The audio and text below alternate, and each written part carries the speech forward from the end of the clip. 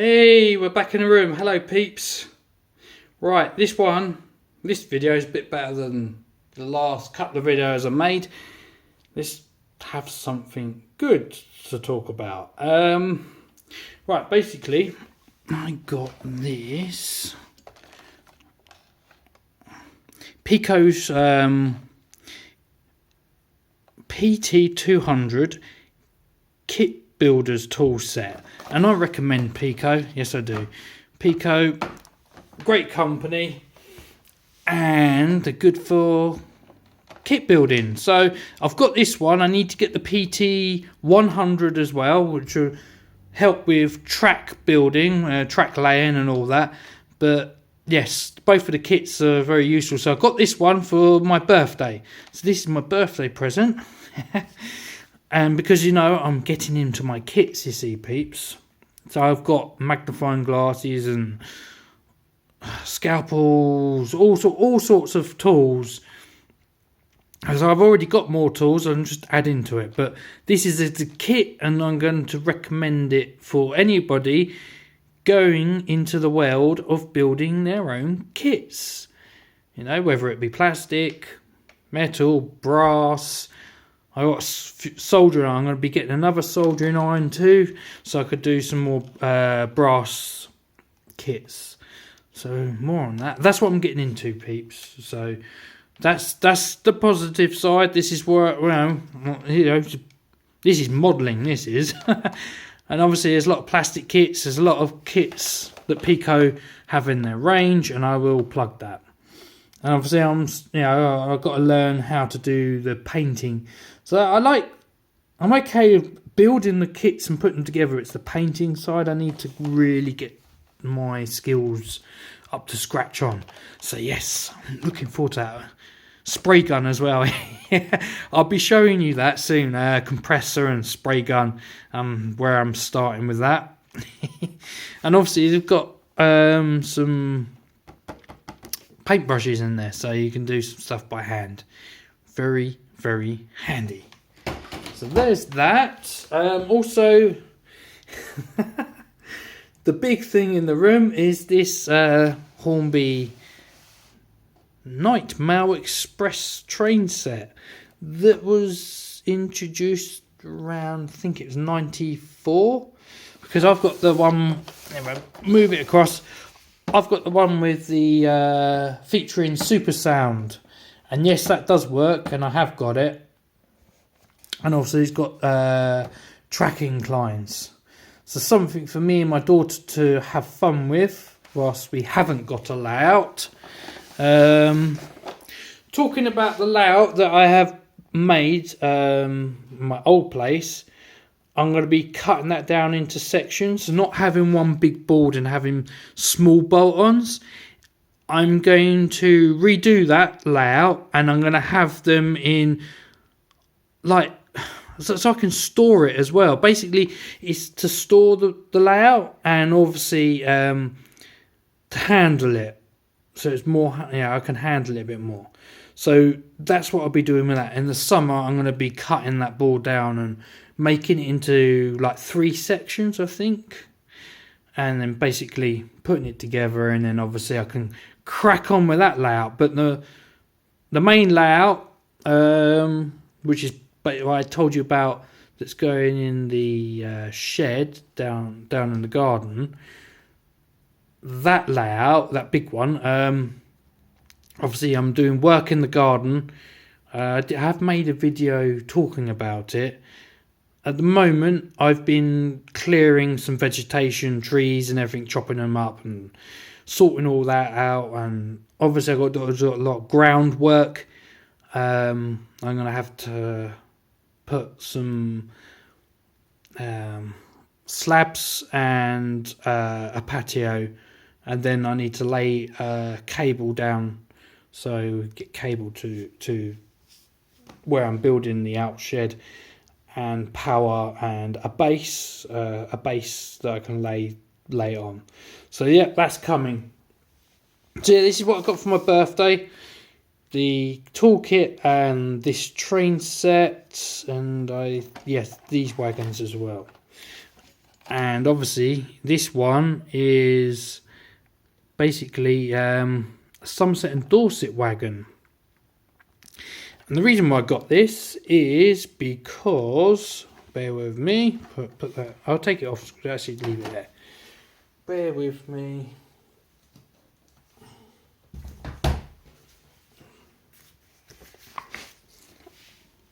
Because of that. Basically, I've joined the Somerset and Dorset Railway Trust. Okay, so that wagon is basically produced for them by Dapol. So I'm glad I got it. I'll be buying a few more things from the trust as well. Obviously, you know I'm an S&D fan, and yes, these are very informative, and also they might be able to help me source drawings and plans for Evergreech Junction, which would be my main layout build in the future. Yes, so yes, I really do recommend, you know, if you're an S&D fan, to join the Somerset and Dorset Railway Trust. You get these, I think they're quarterly. We've got autumn and winters there. Yes, highly recommended. And obviously I'm going to be getting some other stuff from their shop, which I'm interested, because obviously I'm an S&D fan. There's another wagon. Arnold Sands.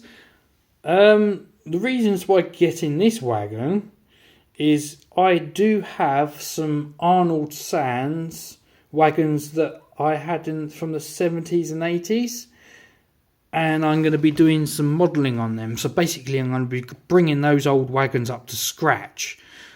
But I saw this Hornby reproduce this wagon, and basically is a bit more finer, better detail. But on the older ones, I'm going to try and bring them up to scratch, do a bit of weathering on them. So you'll be seeing that in the video soon. Yes. But yeah, I've got this one anyway. I just wanted it. A few more wagons to add to my collection. And there's that. What else? Yes. Let's take you off screen.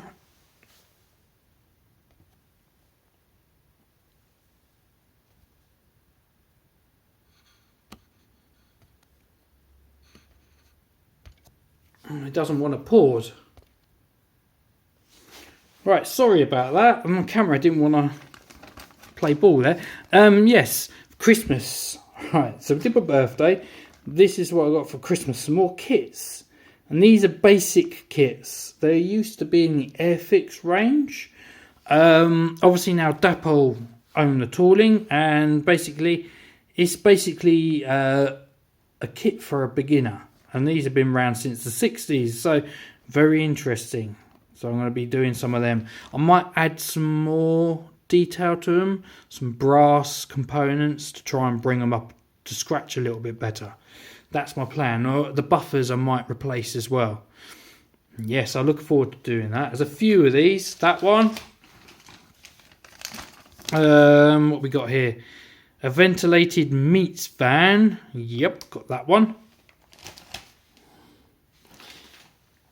And what else we got? Oh yeah, we've got a engine shed, and basically the reasons for what I'm showing you now: the engine shed, the platform trackside footbridge, and this signal box is because of the layout I'm planning on building, which is loosely based on Toplydale. They incorporate some of these kits that I've just shown you. So, and I have some of the magazine articles and how they built them and the paint finish and everything. But they have just recently redone one of the signal boxes, because it was originally this one, and now I think they've got a ratio signal box, And again, I probably will build this as well, and I'll build the ratio one. I've got ideas because with that one they've got a sound unit for signal, for the signal box, and I like that idea, and it's lit up, and I'm thinking about doing the same thing, but I'll still build this one as well. So that's the ideas behind that. Oh, sorry, another kit as well I've got. Here you are, Parkside. So we're going up from the other ones. Yes, I've got this one as well. We've got a few of these, and I'm planning on building one in N gauge, double O, and O gauge. Yes, that's my plan for that. Christmas present, if you bear with me, I got this. Yes, the Cock of the North, and this is Edward Thompson's version. He rebuilt them. Not a lot of people agree with what Mr. Thompson did, but he is a part of railway history, and some of the locos that he did produce were pretty good. There's a lot of things saying that he was anti-Nigel Gresley, but there is few. I think EG Media. Well, anyway, he plugged something on his YouTube channel and basically made points, because obviously you can only go by what politics and other things are involved and people's views on these people at the time. And obviously some of them are run, they've got certain propaganda that goes with it. And some of them can be quite biased, depending on the way you look at things. And yes, you need to view it for what it is. There's a lot of things I agree with Thompson and a lot of things I disagree with him. But again, he's a part of railway history. And this model by Hornby, albeit sometimes has its faults, because a lot of people say the livery is a bit funny on it, but I'm going to improve this. That's the reason why I got it, and I'm going to strengthen the running plates. So there are some models that have warped running plates, but there are things you can do to improve it. So that's what I'll be doing with this. I did want it. I got it at a good price as well. And that's the reason behind the purchase. Not paying full price, don't care. I got it at a reasonable price. I'm happy with it, and I'm going to model it. Weather it, might add some working lamps, oil lamps, and a smoke box flicker, which I can do myself. Yes, so that. That's another thing. So there's Edward Thompson's. And there's Gresley's version. Yep, there you are. It's Cock of the North. So this was what it was like when it was originally built. P2 Mikado. And yes, hopefully, this is a good thing about this. Soon, peeps, we'll be seeing one of these on the main line. And it's going to be called Prince of Wales. And the number will be 2007. Which would have been the next one to be built if you went into numerical order. And yet Hornby are planning on reproducing this Mikado. This is originally built and it'll be Prince of Wales. Goodness knows what the price would be, but we'll see by then. If you get it up for a good price, and yes. But I do already have this one. When was this produced? I think it was 10 years ago. 2013, I think, maybe. Well, anyway, I've got this model. This is the because they do it in a railroad range, and I got this railways range, which I've got here. I'm going to modify mine. I got the tender with tender pickups, so I'm going to modify this one. That's my plan. So it gives it extra pickups. Not that it needs it, but it's just something that I can do. So yes, I should put it down there. That is what's going on. Just bear with me. I do apologise for the last couple of videos, I'd say. I'm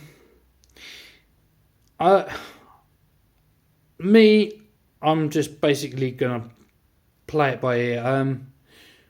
If I get a model at a reasonable price, and I'll get it. I want the APT, so you already know that. I've already got the original one from the 80s. Yes, brilliant model. I'm happy with that. But I do want the new one. If I get it at a reasonable price, then I'll get it. The Hornby Class 91, I've got the original of that, and I'll be doing some basically how you can make that basic model really stand out. There's a lot of things you can do to that basic original Hornby 91. Intercity 225, whatever you want to call it. Yes, I'll be upgrading my original one. But if I do want the new one, and if I get it at a good price, I will get it. But I'm not going to Hornby.com. If a retailer does it at a really good price, then that's where I'll be going. That's what I'll be doing. Second-hand market, whatever. That's where I am with that. One retailer I can plug.